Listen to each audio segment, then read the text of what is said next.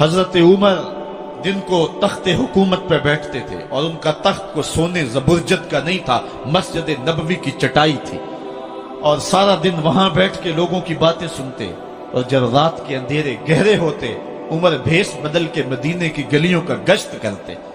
کہا تمہارے گھر سے دھواں نکل رہا ہے اور بچے رو رہے ہیں، ان کو کھانا کیوں نہیں دیتی؟ کہنے لگی عمر کی جان کو رو رہی۔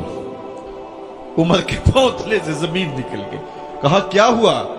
کہا 3 دن سے ہمارے ہاں کھانے کے لیے کچھ نہیں ہے، روزانہ بچے روتے ہیں اور میں ہنڈیا کے اندر پتھر ڈال کر کے نیچے سے آگ ڈالتی رہتی ہوں کہ بچے انتظار کر کر کے سو جائیں گے، کم وقت سو بھی نہیں رہے، اور وہ پتھر پکیں گے بھی کیا، اور میں عمر کی جان کو رو رہی ہوں۔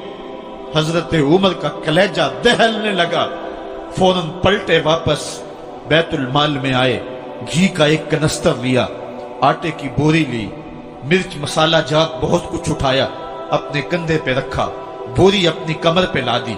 عمر بیت المال سے نکلے تو آپ کے خادم اسلم نے دیکھ لیا، آگے بڑھا، کہا میرے آقا میں اٹھاتا ہوں۔ عمر کی آنکھوں میں آنسو ہے۔ کہا اسلم قیامت کے دن میرا بوجھ اٹھا لو گے؟ کہا قیامت کے دن تو اپنا اپنا بوجھ اٹھانا پڑے گا۔ کہا عمر کو آج اپنا ہی اٹھانے دو۔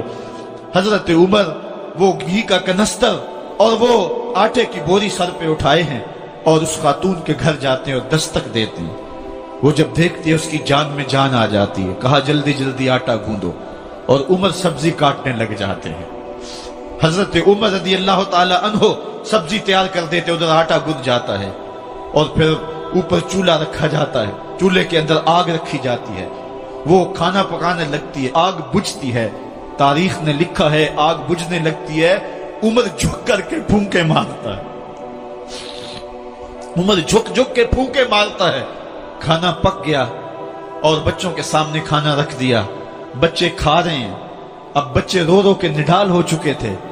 حضرت عمر اپنے ہاتھوں کو اور اپنے گھٹنوں کو اور اپنے پاؤں کو زمین پہ لگا کے، جس طرح بکری کا بچہ چلتا ہے، ویڑے کے اندر کبھی ادھر چلتے ہیں کبھی ادھر چلتے ہیں، تاکہ بچے مجھے دیکھ کے خوش ہوں اور دل میں کہتے عمر جتنا رلایا ہے اب اتنا ہنسانا بھی پڑے گا۔ تو کبھی عمر امیر المومنین، یہ میں کسی آج کے جو ہے وہ لوگوں کے ووٹوں پہ منتخب ہونے والے حکمران کی کہانی نہیں سنا رہا، میں اس عمر کی کہانی سنا رہا ہوں جو 23 لاکھ مربع میل کا حکمران ہے، آدھی دنیا کا بادشاہ ہے۔ حضرت عمر جو ہے جس طرح بکری کا بچہ چلتا ہے، اس طرح اپنے ہاتھ اور اپنے گھٹنے زمین پہ ٹیک کر کے جو ہے وہ اس طرح چلتے ہیں۔ بچے عمر کو دیکھ کے مسکراتے ہیں۔ جب بچے مسکرانے لگے تو حضرت عمر نے اس خاتون سے کہا بڑھیا عمر کو معاف کر دے۔ اس نے کہا تو اتنی ہمدردی کیوں کرتا ہے؟ کہا عمر بیچارہ بڑا پھنسا ہوا ہے، فکر ہے اس کو یرموک و فسطاط و حلوان کی، جب فتح ہے مصر تو تیاری ہے ایران کی، آتے جاتے وفد سے ملاقات بھی کرتا ہوگا اور شب کو معلوم حالات بھی کرتا ہوگا، کانٹوں میں الجھی ہوئی بیچارے کی جان ہے، نیند اس کو بھی آتی ہے، آخر وہ انسان ہے، میری بہن عمر کو معاف کر دے۔ اس نے کہا نانا عمر کی بات میرے سامنے نہ کر، قیامت کا دن ہوگا، عمر کا گریبان ہوگا اور میرا ہاتھ ہوگا۔ جب اس نے یہ بات کہی تو عمر برداشت نہ کر سکے، بچوں کی طرح بلک بلک کر رونے لگے۔ کہا وہ بد نصیب عمر تیرے سامنے ہے، آج ہی کہلا جو کہنا ہے، قیامت کے دن مجھے معاف رکھنا۔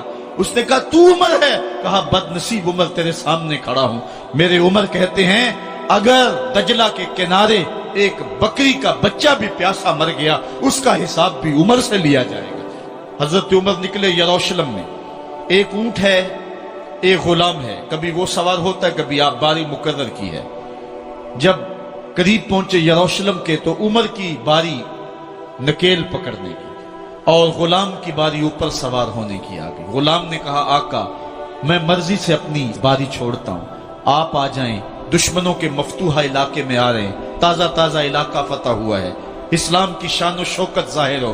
عمر نے کہا اسلام کی شان و شوکت ایسے ظاہر نہیں ہوتی ہے، اپنی باری پہ تم بیٹھو گے، اپنی باری پہ میں بیٹھوں گا۔ لوگ منتظر کھڑے ہیں، دور سے جب دیکھا کہا اس کی ہیبت سے کانپتے تھے ہم، یہ تو کوئی حبشی لگتا ہے، رنگ کالا ہے، ہونٹ موٹے ہیں، اس سے تو زیادہ حسین اس کا غلام ہے جو آگے آگے چل رہا ہے۔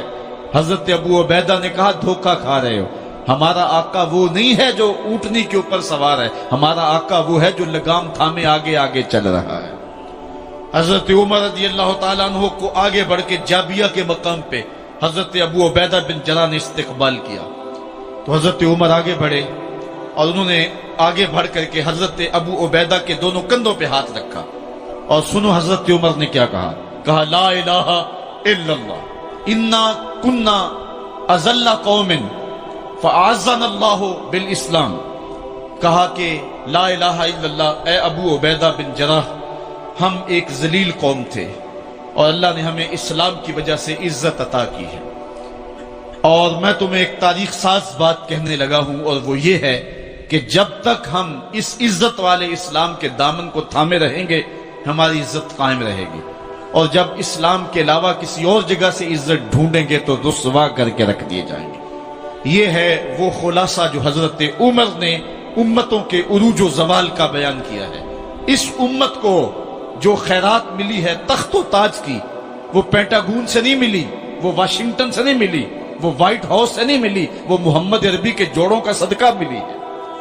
اس لیے جب ہم نے اسلام سے انحراف کیا، پاکستان حاصل کیا گیا تھا، پاکستان کا مطلب کیا؟ لا الہ الا اللہ، ہم نے اس نعرے کو چھوڑ دیا ہوا ہے، ہم نے انحراف کر دیا ہے۔ آج ہماری نظریں مغرب کی طرف لگی ہیں کہ تخت و تاج اس سے نصیب ہوتے ہیں، اور دنیا کے اوپر ہم رسوا ہو کے رہ گئے۔ ہماری پستی، ہماری زبوحالی، ہماری ذلت کا سبب یہ ہے کہ جس جگہ سے ہمیں عزت ملی تھی ہم نے وہ مرکز ہی چھوڑ دیا ہے۔ اس مرکز حیات کو، اس مرکز زندگی کو، اس مرکز عزت کو ہم نے چھوڑ دیا ہے، اور دنیا کے اوپر ہم رسوا ہو رہے ہیں۔ انہی حضرت عمر کی کہانی ہے۔